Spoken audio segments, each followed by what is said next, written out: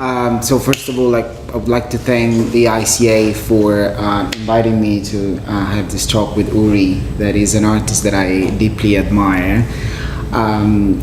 If some of you in the audience didn't have the chance to visit the current show that opened just last night at Sadie Coles in Kingly Street, I would really recommend you to do that because it's a beautiful show, very intense, very rich, very structured, very dense, and it's really like a show that you can spend hours in it because there's so many works, and each work has so many layers and so many hidden things. You really I was yesterday at the opening, then we came back this morning. It's really an experience. So I'm really happy to have this chance to talk with Uri about this show, and I would just maybe start straight away talking about it. So the show is, it's titled Two Things About Suffering, and it takes this title from a video piece that is in the show that it was, I believe, commissioned by the Walker Center in Minneapolis. You see some of the images of one of the video works, the central piece, here. And so in the video you see these two men. One is the twin brother of Uri. He's a jazz musician, and these two men, they perform in this kind of environment that makes you think of some sort of industrial archaeological site. They do a number of things. Sometimes they do, I wouldn't say strange things, but they act in a way that it seems natural sometimes, and then other moments it doesn't seem that natural. And from this piece, other video pieces that are in the show were originated. So the script of this piece comes from a number of sources. One source is this book that was wrote in the 30s about method acting. Is a book, I have to read it because the name is really hard for me. It's Richard Bolesłansky, yes, who wrote in 1993 Acting the First 6 Lessons, which is a book that Uri was reading and making margin notes. And so the two things, parts of the books and some of the notes that Uri wrote himself, they blend together in what is the script of the video. So I don't know, maybe we can start from the story that is behind the video and the other incarnations that you have displayed in the show as what we call chapters, which are installed in sort of workstations on screens, so you can navigate the show and see this number of chapters of the video. So I think it's interesting because I think it's a work that really tells a lot about your practice, about this reflection about acting, staging, performance, filming, editing, and more spontaneous acts that can happen through this process. Yeah, I think maybe sort of a revealing fact about it, or something that spreads out into the other work and can serve as a key, if you will. It's basically how my process in terms of interest and my problems encountering a specific text or ideas, my personal relationship to it, on a personal level and a political level as well, or social level, are a starting point. So something like a text, which is this, not objective text, but something external to my practice to begin with, becomes something that I have a personal relationship to, and my mark making on it, in terms of language and in terms of visual language, becomes something that's useful in turn for something else. And then the manipulation stage begins, if you will. So something that I don't necessarily plan on having as a final product becomes a document or a starting point for a finalized piece. So like you're saying, I read this book and I found it very interesting. I must say I was a bit cynical about this whole idea, of method acting, and while I was working on a performance and trying to create a situation of resolving dynamics within a group of people that I was working from stage A to stage B, which is the performance and the rehearsals, and see what's going on within that group. So I was trying to read about method acting, and specifically with this book I found some problems, maybe like some social or maybe something that has to do with the time that this book was written. So I started marking things in it. Some of it was, and the final product, if I jump a bit forward in terms of the script, like many things in other mediums that have to do with these different kinds of layering, sometimes work in concert or discord. So at some point I just decided this will be the text for the actors, which are not really professional actors and musicians, but you said that they're acting there, and I would say that they're acting and they're also acting out. And in that sense, I use manipulation, both in terms of what I do to the text, what I do with the video, in the editing, but also how I manipulate them in a way. I let them act out, or I let them act until they act out, and I try to catch that and work with that as source material. Yeah, because this is something that often happens, especially in your video works. So for example, this book is about like acting, so instructions to how to perform, and if I understand well, the author of the book was really involved in the method acting, which is this methodology to perform in a very expressive way, like reaching out like some sort of like authentic experience of the stage. And in many of your works, you have, for example, moments when the viewer is immersed in a narration. Like, for example, you make a lot the use of music, which, it's a very emotional device to create some sort of atmosphere, some sort of emotion. And then immediately, like in a kind of a even more brutal way, like, for example, the action is interrupted by a voice that comes outside of the video that tells, for example, the performance what to do, or there is a form of editing that interrupts the narration. So there is always this play between something that is clearly staged, something that looks spontaneous, something that looks even like some sort of found footage or a form of diary. So I think that, and this always appears in the literature that accompanies your work, there is always this play between something that is spontaneous and something that is staged, something that is dictated by the conformity to rules, social rules or behaviors, and something that is supposed to be authentic or sincere is authentic. So how come that this is such a concern for you, which is sort of the main core of your work? This display. I'm trying to take a step back maybe and talk about some of the ideas that you mentioned. I'm really, maybe I would say believe, but also very attracted to this notion of artificiality and what I can do with it, and that how that will come into play in the work. And I would say the things that I remember or try to look at and also work with in the work is maybe this kind of operatic relationship between objects, between people, in the text and so on. And in that sense also with the music.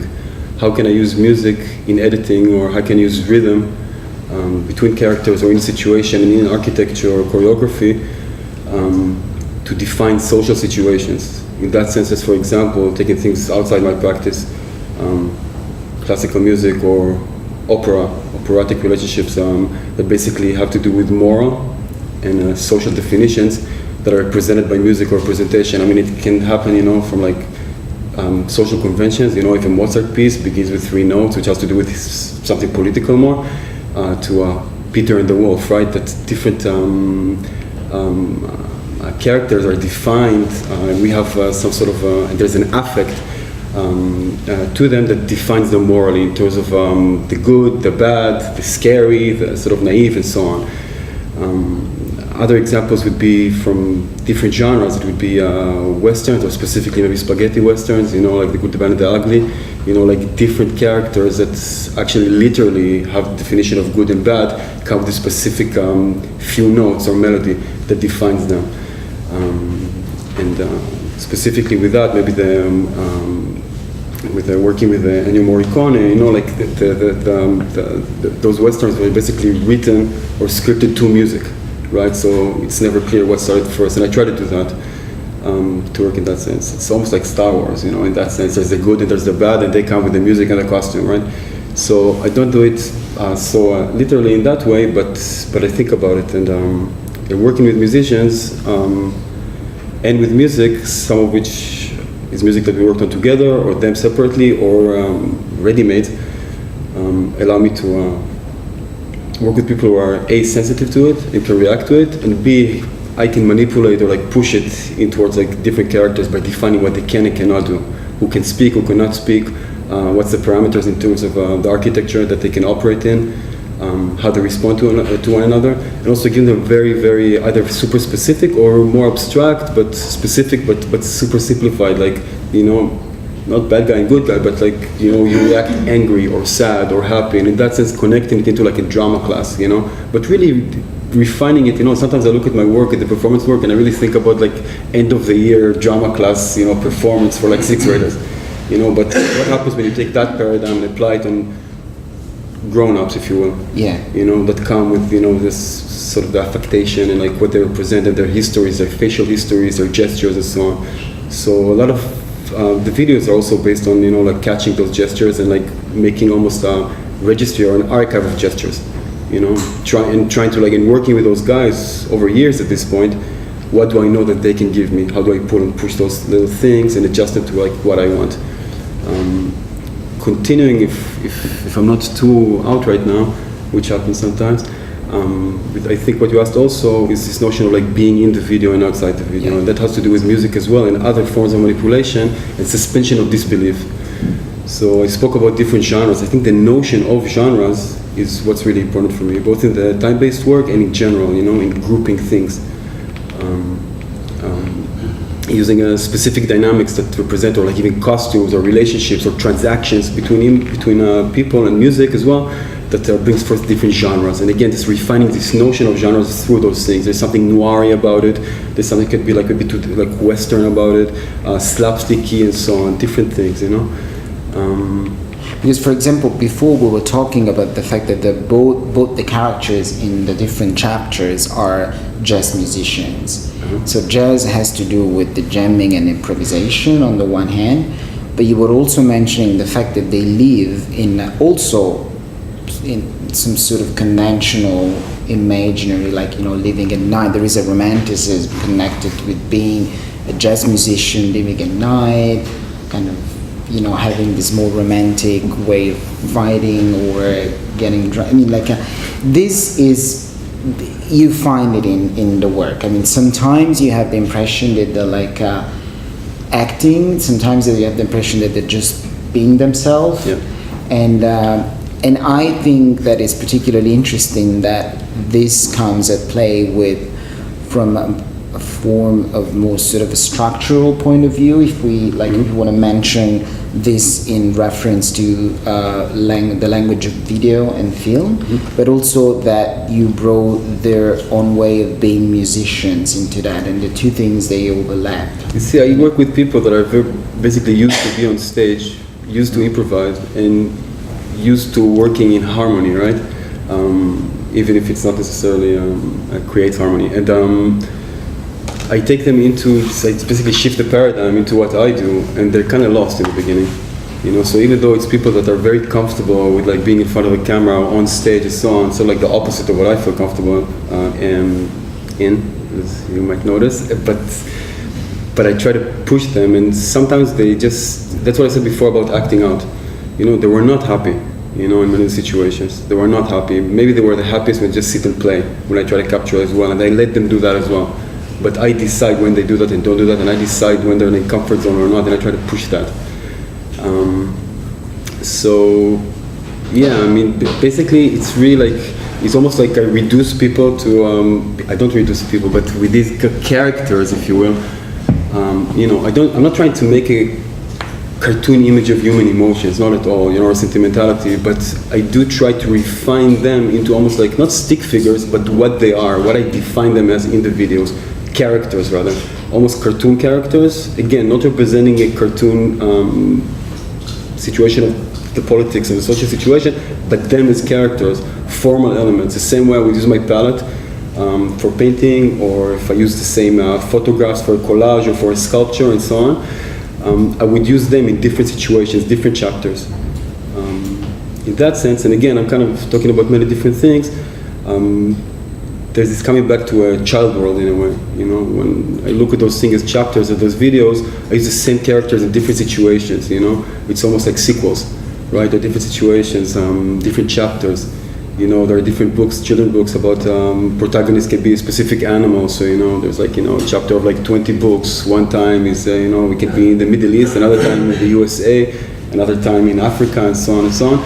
So I take these guys and I basically let them do different things in different places. You know, they're my palette and I bring it with me wherever I go to change the palette in terms of topography, but using the same two things, you know? Yeah. And would you say, because of course, I mean, we're all aware that we live in a moment when some sort of staged identity is present in every moment of our life. You know, we stage a form of intimacy with the other people because we decide actively how to convey like our image, you know, through social media and everything. Would you say that this is something that enters your work, like the way that we every day we take tropes from, you know, fashion world, cinema, TV, music, and we actively and so consciously, especially with the younger generations, this is like so clear. Like, I mean, they are so at easy in representing themselves. Well, that would be just like a change, a shift into the mode of representation, or like acting on it. But yeah, it's inevitable. You know, we live in this quoted world, right? And everything goes through language, and sort of like this. The problems, or you know, like stumbling upon language and what we can represent or not. So, yeah, of course, and specifically with this work that, like I said before, has this notion of different genres. You know, some of those like different videos, and also in the flat work as well, you could see different things from different places in a way that might bring to mind different genres. So, yeah, absolutely, it's like quotations, and I use quotations in the text as well. I mean, it's based on quotations, quoting myself, but also specifically quoting something that comes from like a place of knowledge, you know? Because you often say that everything is quoted. Like we were talking about the fact before that both of us, we don't have English as like our native language. So like that we have to process the information in a kind of a more conscious way when we talk, because it's not instinctive when we both use language. And of course, I mean, language is, I would say, like a central topic in your work. Before we were re-watching the show together, and we were noticing that in every piece there is language. In every singular, in every individual work, like, I mean, it's not clear here, but every painting has form of writings. Every drawing has something written on it. You were trained as a topographer before to study art. Yeah, no, in that sense, you know, there's a formal representation of language, both in terms of the typography, in terms of form, and the different materials that I use. Especially, you know, in the paintings and the drawings, also some of the sculptures, they're almost like a diaristic notion of the process, you know, when I write comments, I change. Of course, the same thing in the videos, which are based on text. But also in the sculptural work, I try to create languages, you know, so it has the typography and specifically, you know, the formal values, you know, negative and positive space, the meaning of things, representation and so on. But also the topography of it in terms of how it's staged in a specific architecture. And again, the language, different languages within art history, or different languages within the cinematic or film history. So the show has this very kind of a clear structures in terms of installation. You sort of created an architecture within the architecture through what you call the workstations, which are this enclosed space that you can use to watch the different chapters. And then you have a number of vitrines with objects. You have freestanding sculptures and many flat works on the walls, being both drawings and paintings. So at the first glance, like the whole thing could look quite disjointed, like, you know, like what I'm supposed to look at: a video, a sculpture, a vitrine, a drawing. But then the more you look at it, the more the things they come together. I think that's almost like a mirror image in a way of the studio process. Yeah. You know, part of this maybe process of decision making.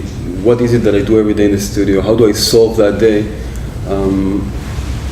It has to do with like waiting and aging, you know, of the work and of me with it, and at the same time decision making of like where's the beginning, where's the end, you know. And in that sense, there's a time-based situation of different routes you can take and pick.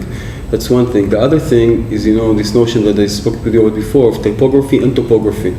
I can speak about it both in terms of one contained piece or the room in general, you know. I mean, I've been talking about it before in other events, and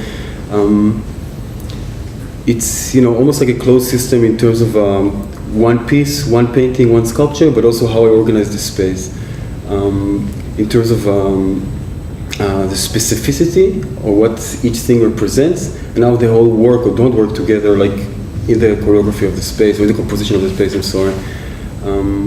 And I think in that sense it's both formal, you know, almost like a flattened representation of things and meanings, but also it has something to do with the social situation. We talked about it before, you know, some of those pieces look like, almost to me, like maps or directions, you know. And one example that I gave before, or I gave it a couple of times, you know, like is you and I basically talking and or sitting in a restaurant, for instance, and you would ask me how to get somewhere. And I would use what I have in front of me to show you, to represent what is what. For instance, you know, this is you, this is me, and this is a square we're trying to get to, or the gallery, and I would move things around to show you how to get there.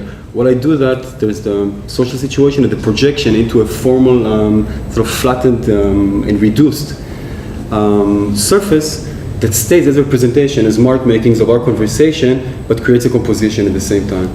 And I find it super elementary or simple, but magical, you know, and full of other, I mean, it's abject, but it has humor as well. Yeah. But there are like lots of similarities between the way that you use, for example, the footage and the editing in the video works, and the way they use the marks and the stains and the traces in the paintings or the drawings, because both the things, it has to do a lot with layers, with like a sort of like condensation of memories. Like, you know, the drawings and the paintings, they're never like really simple. They have a lot of layers, a lot of things that may have happened in different moments of time, and that they come together.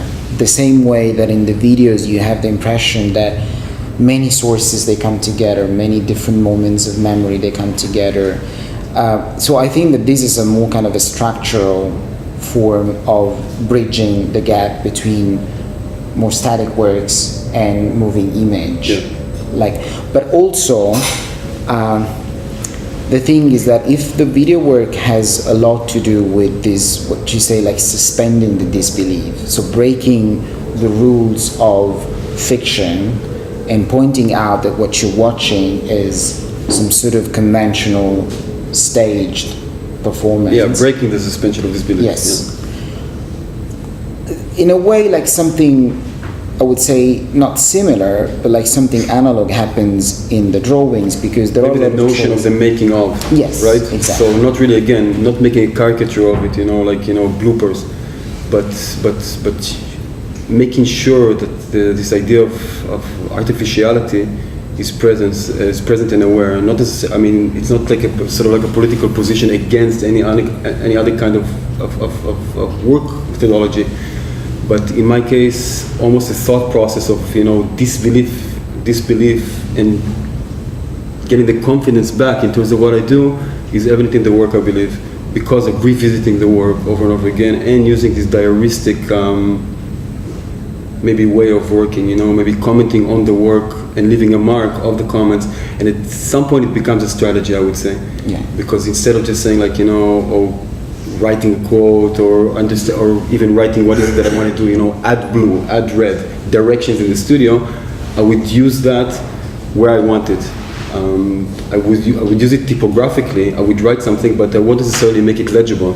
I just know I need a word here or there. Yeah. You know, and the projection into it in terms of what this might mean gives a diaristic notion rather than an actual registry of what happened, right? So it gives a notion of the studio. It gives a notion of a history, but I use it to basically inject history into the work or the notion of history without it really referencing something specific. Yeah. Because the work, I mean, like, it has this. You see what I mean? I'm sorry to interrupt, but maybe to connecting. And again, you know, I'm a bit. I know I'm making a lot of sort of disjoints between like different questions, but what I said before about the table and organization and the mark making in language in the videos, but specifically also in the sculptures and the painting, that in a way, you know, can slip back into a sculpture or go back up on the wall of the painting, is something that, you know, you see from a very early age. You know, and that's another example that I use. You know, like education. In school desks, you know, one of the first things you do in school, or like one would do, or just from my experience, is organize your environment, right? And that's something as an artist, or I believe anyone in an office, as a student, everywhere basically, even sometimes in the bus, but definitely on a sort of a board of concentration. Yeah. When time is passing, you organize your space. So, you know, strong memories that I have, or things that I see now, which I found pretty amazing, is a classroom. And how kids divide their space, you know, you would enter a classroom, or I remember that, you know, from my classroom, how some kids had a collection of photographs, but more basic, how people like, first of all, divide the space between them. You know, that's my territory, that's your territory, you know, and in a way it relates to the video in some ways because, you know, somebody told you to be here, you're going to sit here for 12 years and you're going to learn, so start developing your own vocabulary now. And I'm sure every kid has a different. Some people have a very neat table, you know, which I could never really understand. And maybe that's why I sort of slipped from design into what I do now, which I actually find very influenced from design all the time, you know. But I'm really attracted to this notion of mark making on a table. You know, some people are very organized and they can like write notes in terms of how to cheat in a test. Other people can basically, you know, write good or bad things about friends or other people. Other people, like I said, like, you know, you don't move through this point. And other people take it to the next step of sculpture, you know, like they take a pencil or, you know, like other sharp tools and then make, you know, tunnels from one end to the other end of the table. And, you know, they end up with this like almost beautiful or really violent statue, you know, that's almost like, yeah, it's like an album, you know, it's an archive of can be like, you know, a day in school or a lifetime, so. There is. I'm being a bit. It's interesting because like there is this dimension of childhood in your work. There is you've done, like, for example, I remember that the video work that you were showing at the South London Gallery had this found footage of a recital with kids or end of the year dance performance. Exactly. Yeah. And the person who was acting in the video was talking about like growing up from a child to a teenager to like a mature human being. There is often this idea of childhood in your. How come? I mean, well, specifically with that video, you know, there's this guy that's basically talking about sort of like basic Freudian notions of like, you know, from age this to this happens, but instead of actually using textbooks for that, we basically invented materials together. Now he has a very sort of, I would say, a voice of authority with a specific accent from a specific place that, you know, some of us might recognize coming from a specific background, right? So I'm trying to use those things the same way I'm using them, and the sounds, and I sort of push forward. You'll see, if you see the videos, you know, like I separate channels, so and I show the lavaliers, the neck mics. So the different form elements that come from film are being pushed almost as a quotation of that. At the same time, like you said before, like, you know, pulling in and out of suspension of disbelief, you're in it. So, and I was saying that because in that video, I used him, you know, almost like as, not in a too maybe like obvious way, but authority of knowledge, right? Because he has the voice of knowledge, almost the voice of a documentary, right? Which is, of course, the voice of knowledge. And that comes, you know, like with the male voice in that case, specific accent, sort of like things like you sort of like inhale, but if you think about it, you know, it's something that, again, was pushed on us, right? In the same time, with juxtaposed with something that could be either charming or maybe a bit abject, but it's like end of the year performance, which I found, very sentimental in a good way, and beautiful. But there was, the notion of memory and how you orchestrate that into a film language or a video language. And of course, video is really important for me. V with a capital V. These were like big VHS tapes. What I used there, and it has the language of video. So juxtaposing that with the HD footage gave this sort of like I'm not that interested in terms of even like the high and the low, but in terms of time, shifting time, and using that or using the manipulation of that with that voiceover in time-based language. Well, it also has to do a lot existing modes of representation in that sense that I quote, that I bring into that, but I don't necessarily use them in the same way. I basically accentuate the manipulation rather than the narrative. I talk about the beginning, middle, and end, but I don't necessarily use them as beginning, middle, and end. It's like the paintings or the drawings.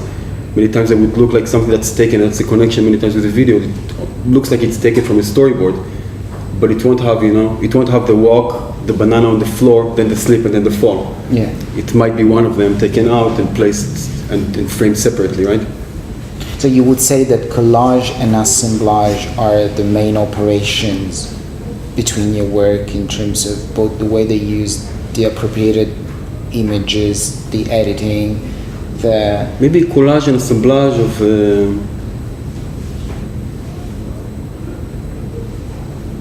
the way social behavior is being represented in existing modes, if that makes sense. I don't think it's exclusively what I do, but I would say it's definitely something that I use.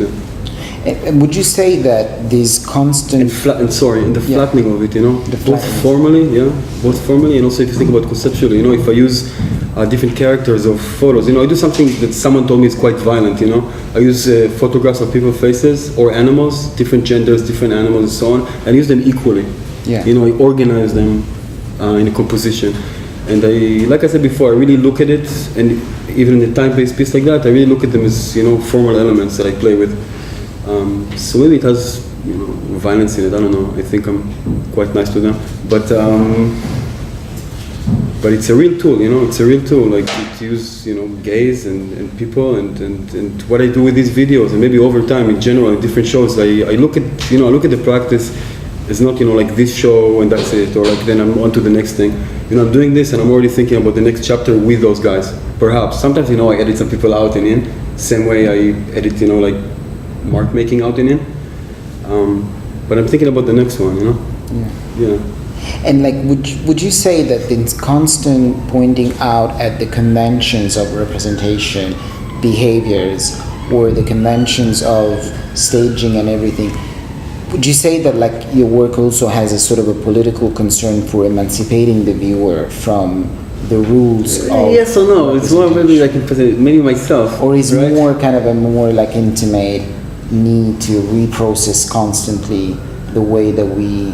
I think it's both. I think it's like a lack of quietness in general, in terms of both in terms of time and how I manage myself in this world, but also my lack of satisfaction with what I can produce from it with what I have. My limitations within different languages. I'm not only talking about the English or what have you, any language that I speak or don't. I definitely not try to, like educate or like try to tell everyone, like we should find ways to, but I try to find ways to represent, and by doing, problems and ideas, and by doing that, obviously I touch upon things that I see as problems or limitations. And like I said before, like I was very literal about it, like the voice that tells us to do this, or the limitation of a space. But I'm charmed or have problems with the way they're being represented. For instance, like what I said before about like how kids organize their table or their room and so on, or I organize or disorganize my studio, or things that I find more problematic, like this book, where the author and this obviously like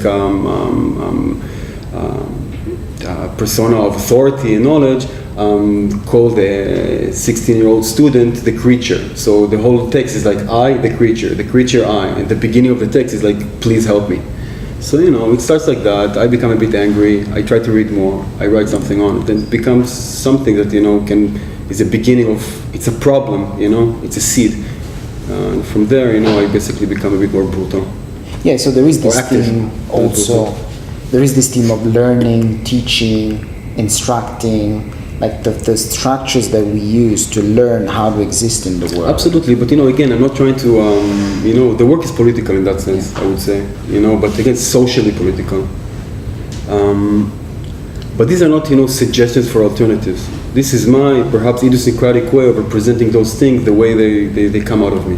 Yeah, the way that we exist. Yeah. Maybe I'm reading this book wrong. Yeah. Not that I think there's a way to really right or wrong, but I'm definitely not reading it to be a better method actor.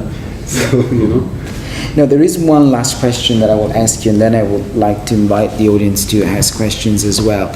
But going back to the paintings and this constant presence of marks, traces, layers, and if you go and look at the sculptures and the vitrines, there is, I would say, again, a lot of traces, but a lot of dirt in a way. Things I wouldn't say that they look, old or used, but they have a lot of time. Yeah, a lot of time in them, and there is this presence of what we call the abject in a way. Something. We were talking before about this. There is this novel of Philip Roth, The Human Stain, and which is a story of guilt or perceived guilt, of accusation, and the author at one point says, as a human being, it doesn't matter what we do, we leave a stain. Whatever we do, we basically, because we exist on a biological level. So if I touch this piece of paper, I leave a mark, I leave a stain. So whatever we do, we leave a stain. And the stain or the trace is really present in your work. Could be formal, could be existential understanding, and lexical understanding of it.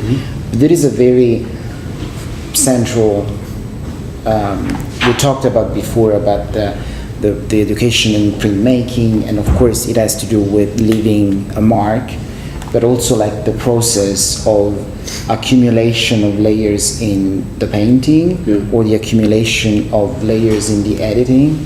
So I don't even know if this is a question, but I think that this is a very important aspect of your work, which could be interesting to explore, because it can be a formal understanding of the trace, but a more existential understanding of the trace. Yeah, taking a step back, starting maybe from not so much with the formal, it's this comic struggle of self-understanding, which is abject, it's in some ways, right?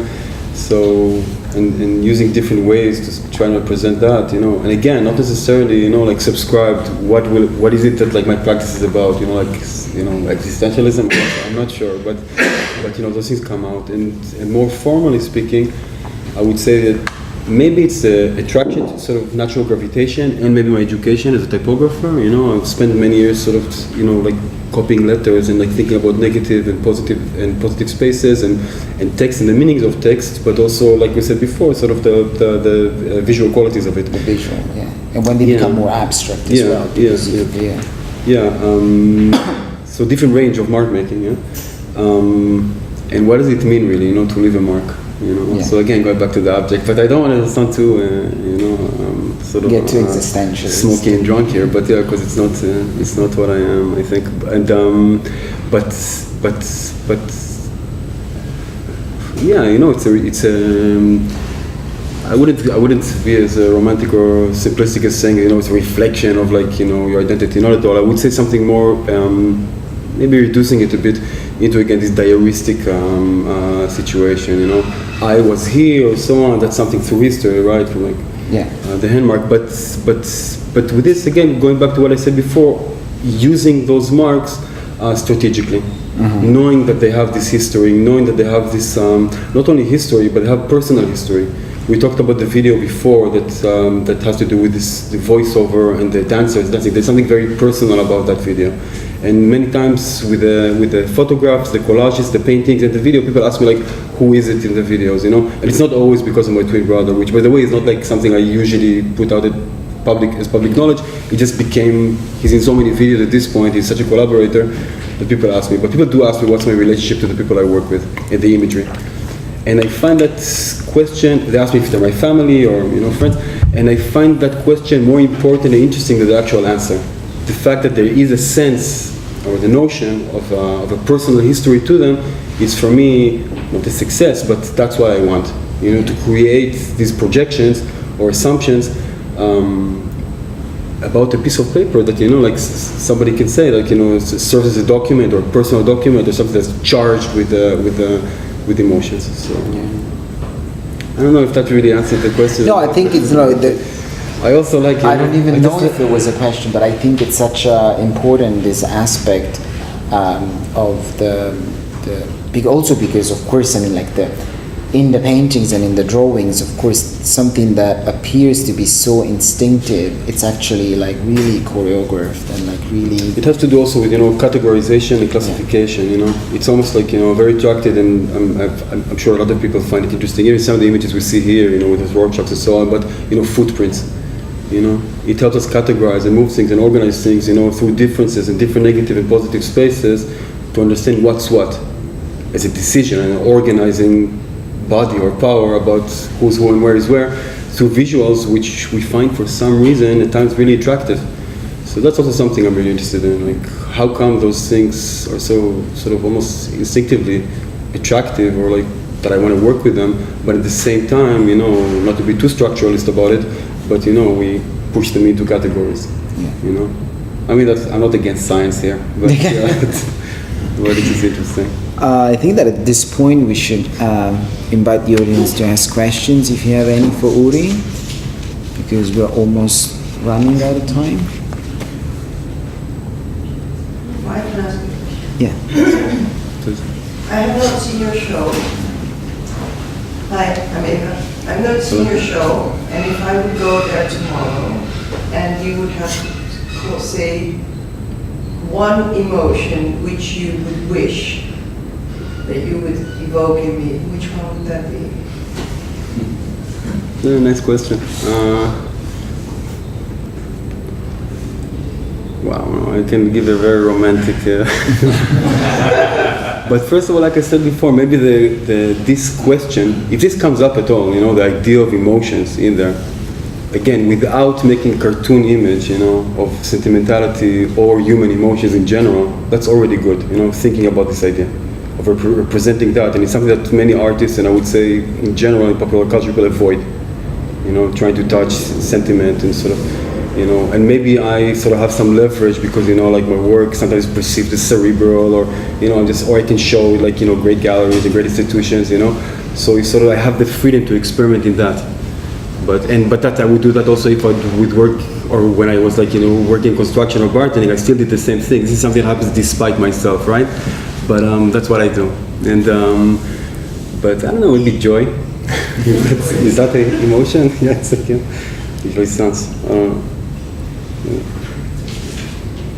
yeah, but I wouldn't direct you into any of them. Maybe through like small nudges of manipulation in the different videos, or like looking at the painting and listening to, like looking at many different things, deciding what is it that you focus on, within this map, right? If it's interesting enough for you, taking that time. It's not an easy show in that sense, I mean, I think it's easy, but at the same time that I can't assume that something that takes me like a long time to make, and I'm not talking about like one drawing or one painting or one video, but something that takes so long to compose, and even one thing, an age, and negotiate the relationship to an object, or like you say, the sort of surplus from that object, or my relationship to it, I can only expect that it would take some sort of exhale for a second to understand which is it that you're focusing on and how you feel about it, if you care to. But it's almost like take a step to the left, count to 10, and engage. But yeah, maybe it's like natural. It's interesting, I see. I'm really interested in. I'm sorry, this is a long answer, but I'm interested in the routes people take, in an installation, where they start to begin and where they start to end. In that sense, it has to do again with like structures of language or narrative, right, or time-based. You'll see there's a lot of sort of like repetition, but also seriousness, more like rhythms, different rhythms in the space. And I think, if you stand a bit, in the northern side of the gallery and you look at a painting, you'll be forced, if you're open to it, to listen to a certain kind of text or music or a few musics, right? Or melodies while you look at something. So in a way it will paint your experience in a certain way or like push you towards it, and you can be resistant towards it or accept it and develop something. And at a different point you'll hear something completely different while looking at the same painting or a different one. So yeah, I think this combination or collage, like you mentioned before, and the flattening of it to a time-based moment creates this other kind of collage, right? Wow, okay. I don't mean to say, it's also, it's just what it is. I don't really know if it's a question or an observation, and it seems really particularly related to the conversation between the two of you. I was reading an essay a couple of weeks ago by Umberto Eco, and he's about the relationships between Italian language, post-Dante, poetic Italian, and modern Hebrew, and looking at nomenclature, or I can't think of it in Latin, excuse me. But he was expressing the idea that the foundations of language come through isomorphic relationships of forms, which is a mathematical form that has the same target and intention. So if in language you say a rabbit has an isomorphic relationship to a tree, that language can decide that a rabbit and a tree are the same thing. And reading this, I thought, this is just the most beautiful description of Uri's work. That what your language does is create isomorphic relationships between the things that you depict and the things that you think. So it's essentially thought made evident. And I was just looking to see if I'm on the right track. No, that's beautiful. Yeah, no, first of all, it sounds really nice, very poetic, and you know, of course, I'm not as knowledgeable as you are about some of the things you're talking about, but I'm not. But it's but it definitely makes sense. And you know, like if I will sort of like drop some reading material here to be, you know, like maybe The Order of Things by Foucault, which has a specific, you know, like chapter that talks about classification. There's like I don't want to be misquoting here, but he basically speaks about, you know, the Chinese method of the emperor of, you know, like things that are categorized together. And it's basically a list of animals of things, which are pretty amazing in terms of like how we decide of what's logical to put together in different groups. Yes. So and it really relates to what you just said. You know, so. I gather Dante wrote in late 13th century a text called Vulgaris Eloquenta, where he talked about the idea of naming things, nomenclature, as almost like the Michelangelo idea of carving something from a block of marble, that to find the name of something, you stripped away all the things to find what that name always was. And that's how names of, you know, dog arise, because it was, and it has a commonality in all languages, from Chinese to French to German to Italian to Hebrew to everything. And that's the building blocks of the relationship of universal language. No, that's, you know, again, I'm not as, you know, I'm sure not as well read and as you are, and some of those references that, you know, I take from you right now, so I take it as you just presented it. But I would say the beautiful thing about it is, you know, basically individuality, you know, and sort of like how we see things. And sorry, this is really like, but yeah, definitely relevant. You know, projections, you know, associations, and so on, and obviously language, you know, language barriers and participating in language. Can I suggest that this is what so many people say to us that, oh, I love Uri's work, I don't understand why I love it, but I love it. And I think that's... They're on the right track. Exactly. That's that perfect isomorphic relationship between what you do, that people understand your language without understanding it, because the projection of your intention through it is so incredibly, excuse my French, but clear. Yet... well, as clear as anything else, you see what I mean? I find like so many of us, you know, as artists, and I'm not even talking about like in different, you know, different concentrations of art. It doesn't necessarily, I mean, for me, the differences between, of course, you know, there's a discourse in education, there's a common language, and there's like common denominators in all of us, specifically, you know, like if we went to the same art school or to art school in general and so on. But I find, you know, that two painters or two video artists can be, one can be a cobbler, the other one can be a doctor, and the third one can be a veterinarian. And that's what's so amazing about it in that sense. So I don't know, I'm starting to reduce my answers into to sort of something doesn't sound that smart, but I really see it that way, and that's so beautiful about it. But why I'm saying it, because like a lot of things that might be obvious, I don't see what's super obvious about a specific drawing or a specific painting. Of course, I'm sort of like preaching to the choir here because everyone's here for a reason today. But of course, we take for granted, you know, as a culture, for instance, the relationship or the hierarchy between different mediums in art making. And within that, you know, the history of it, you know, and what's important and what's not. But mostly what's interesting to me is what's obvious to us. What can we read? You know, what can we analyze and what we can't. So like you said, maybe someone could be interested in my art but not necessarily understand it. I find it is like hard to read or easy to read is something that might be, I don't want to give examples, but I'm not to say the Mona Lisa, but you know, and like, and obviously, you know, humbled, yeah, but yeah, as someone else's painting or someone else's drawing, of course, it's very personal, yeah, but the sort of like cultural decisions about it has to do with practice and time. Practice and time, and of course, you know, power and manipulation and so on. But Can I ask something really specific? yeah, please, if I can answer it. I was just wondering, so if you're using musicians as actors... I'm sorry, please? When you use musicians as actors, what are your observations about the differences in their acting to, say, actors acting or other people acting? And you kind of were talking about, you know, your attentiveness to maybe rhythm or each other that comes from perhaps like having to improvise together. But like, how does it come across in the acting, in your acting? I think maybe using people that used to work together a lot and be on the road together a lot, and also incorporating that sort of the romantic aspect of that, the way I see it, and their life. You know, these are guys that work at night. You know, I mean, they might be teaching or like I don't know, making lunch in the morning, but or making breakfast and lunch, but they work at night, and that's part of their language. You know, as people, I would say, and they practice it. That's one thing, but more specifically in terms of how they work together and formally also, they complete each other, they work, you know, the discords and the harmonies work in a musical way. That's what I said before when I was talking about, you know, an operatic relationship. It helps me to define characters when I have 2 or 3 or 4 or 5, if I work like with a bigger ensemble of people that are trained with working with other people, reading each other with nuances.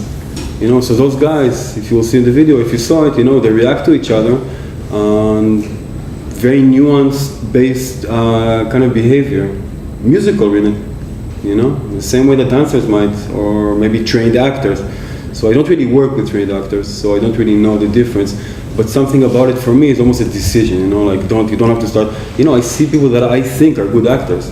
You know, I know that my brother, which is, you know, funny enough, almost 100% DNA, or we started 100% DNA identical, and it's sort of like, to the part, he got the acting part, you know, like, or feeling natural, or being less patient in a good way, in a way that serves me. And also, I try to learn them, you know, I know what one guy can give me, what the other, you know, one of them is not allowed to speak in most of the video, you know, in most of this series, but he speaks so much more in other ways than the other guy. So the other guy, you know, does his other thing, you know, so, and that's what I'm saying also about genres as well. I try to, like, you know, use them as a mechanism of quotation through what they can give me, you know. And they're performers, you know, like in the real sense, you know, they're like, we've all been in New York for like, you know, about 20 years, and that's the way they live. So I try to take that sort of, again, quotation or romantic notion into what I'm trying to get out of them. Did I answer this right? Yeah. Good. So like, yeah, I would like to thank like Uri for this really, really inspiring talk, and to all of you for coming. Thank you very much. Thank you. Thank you.